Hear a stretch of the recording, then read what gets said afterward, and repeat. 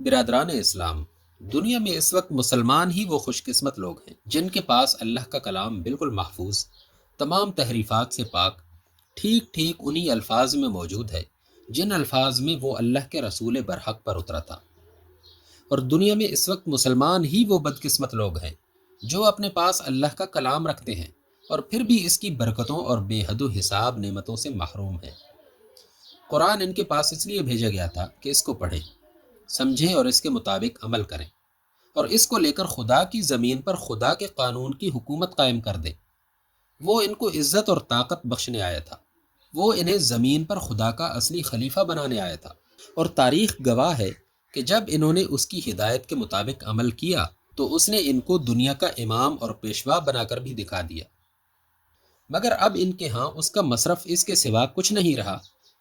کہ گھر میں اس کو رکھ کر جن بھوت بھگائیں، اس کی آیتوں کو لکھ کر گلے میں باندھیں اور گھول کر پئیں، اور محض ثواب کے لیے بے سمجھے بوجھے پڑھ لیا کریں۔ اب یہ اس سے اپنی زندگی کے معاملات میں ہدایت نہیں مانگتے،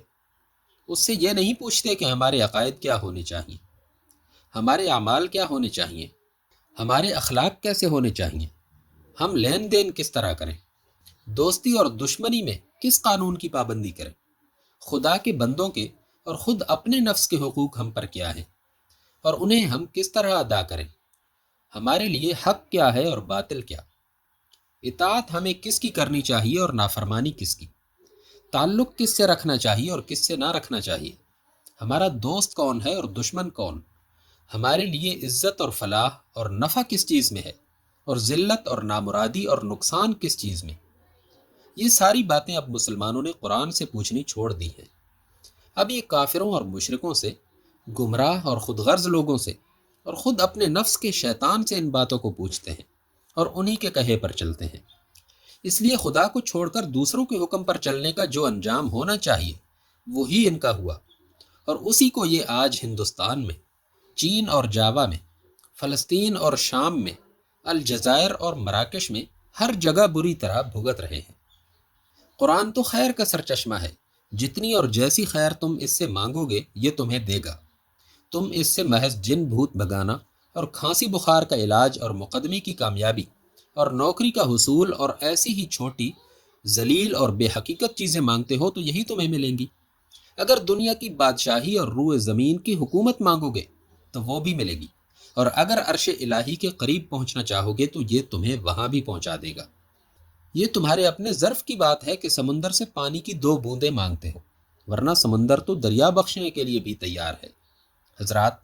جو ستم ظریفیاں ہمارے بھائی مسلمان اللہ کی اس کتاب پاک کے ساتھ کرتے ہیں وہ اس قدر مضحکہ انگیز ہیں کہ اگر یہ خود کسی دوسرے معاملے میں کسی شخص کو ایسی حرکتیں کرتے دیکھیں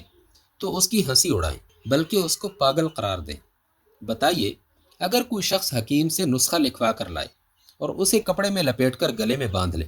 یا اسے پانی میں گھول کر پی جائے تو آپ اسے کیا کہیں گے؟ کیا آپ کو اس پر ہنسی نہ آئے گی اور آپ اسے بے وقوف نہ سمجھیں گے؟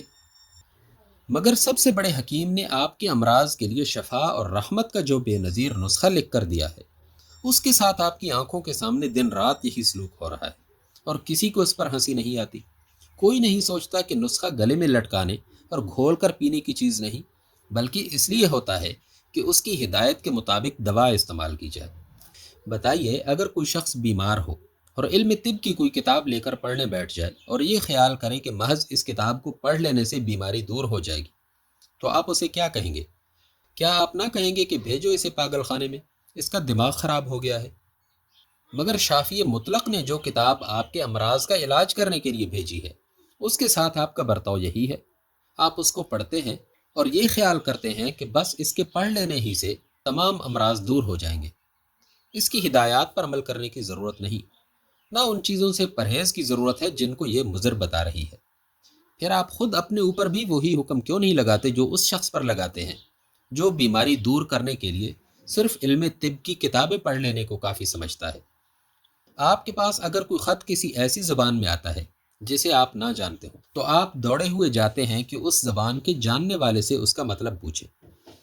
جب تک آپ اس کا مطلب نہیں جان لیتے آپ کو چین نہیں آتا۔ یہ معمولی کاروبار کے خطوط کے ساتھ آپ کا برتاؤ ہے جن میں زیادہ سے زیادہ 4 پیسوں کا فائدہ ہو جاتا ہے۔ مگر خداوند عالم کا جو خط آپ کے پاس آیا ہوا ہے اور جس میں آپ کے لیے دین و دنیا کے تمام فائدے ہیں،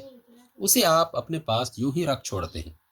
اس کا مطلب سمجھنے کے لیے کوئی بے چینی آپ میں پیدا نہیں ہوتی۔ کیا یہ حیرت اور تعجب کا مقام نہیں؟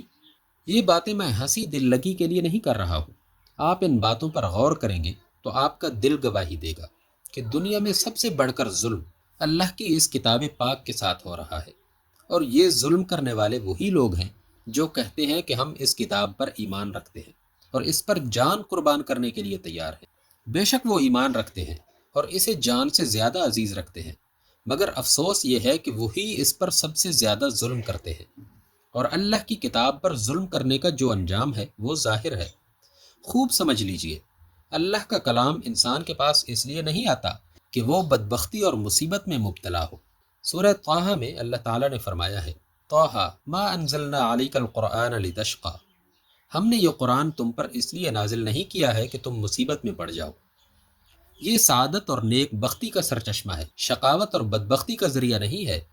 یہ قطعی ناممکن ہے کہ کوئی قوم خدا کے کلام کی حامل ہو اور پھر دنیا میں ذلیل و خوار ہو، دوسروں کی محکوم ہو،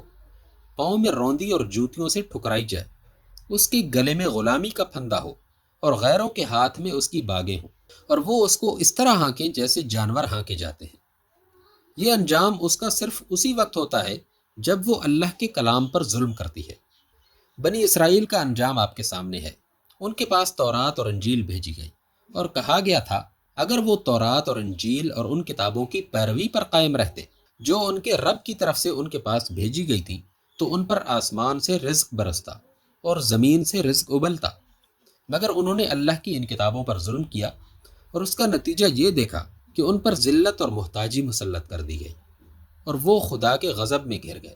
یہ اس لیے کہ وہ اللہ کی آیات سے کفر کرنے لگے تھے اور پیغمبروں کو ناحق قتل کرتے تھے، اور اس لیے کہ وہ اللہ کے نافرمان ہو گئے تھے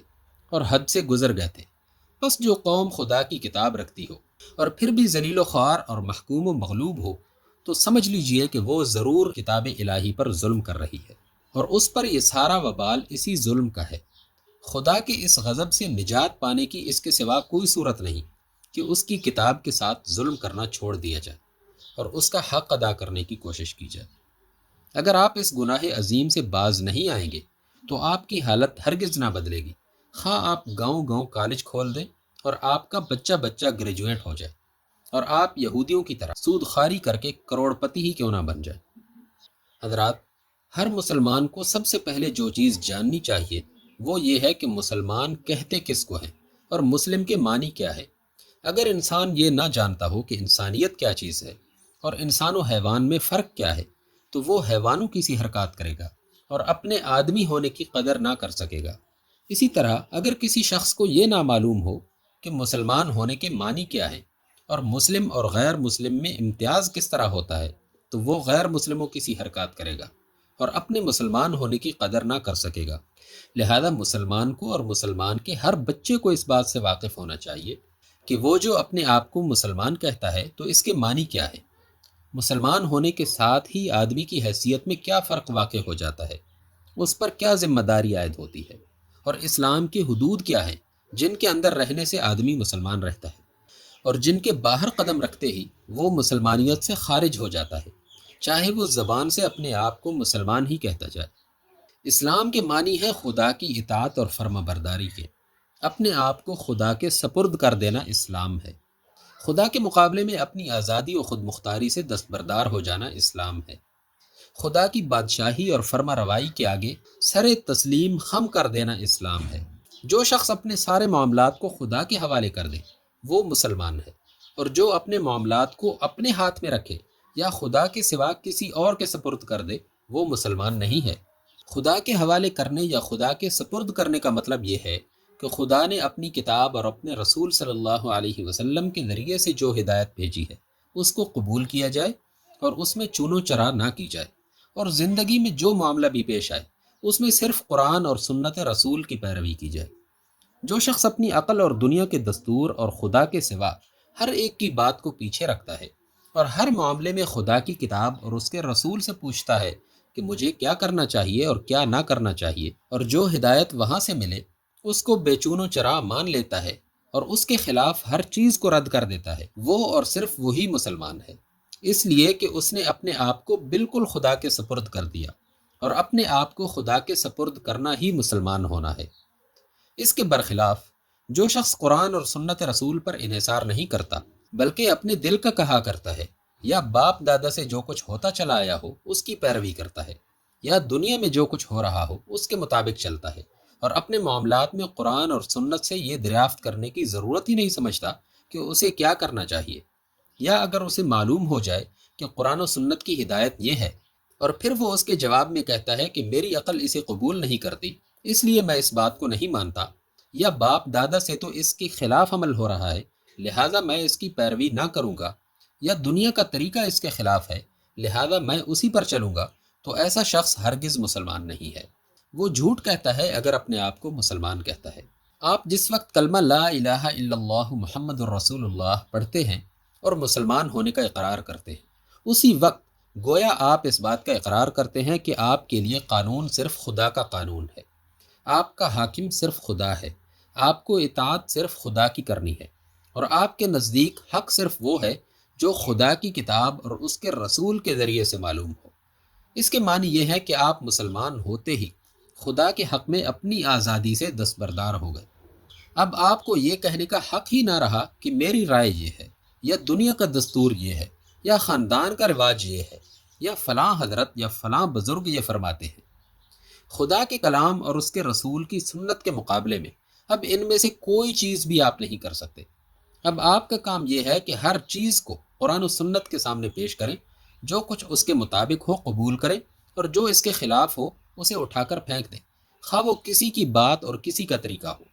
اپنے آپ کو مسلمان بھی کہنا اور پھر قرآن و سنت کے مقابلے میں اپنے خیال یا دنیا کے دستور یا کسی انسان کے قول یا عمل کو ترجیح دینا، یہ دونوں ایک دوسرے کی ضد ہیں۔ جس طرح کوئی اندھا اپنے آپ کو آنکھوں والا نہیں کہہ سکتا اور کوئی ناکٹا اپنے آپ کو ناک والا نہیں کہہ سکتا، اسی طرح کوئی ایسا شخص اپنے آپ کو مسلمان بھی نہیں کہہ سکتا جو اپنی زندگی کے سارے معاملات کو قرآن اور سنت کا تابع بنانے سے انکار کرے، اور خدا اور رسول کے مقابلے میں اپنی عقل یا دنیا کے دستور یا کسی انسان کے قول و عمل کو پیش کرے۔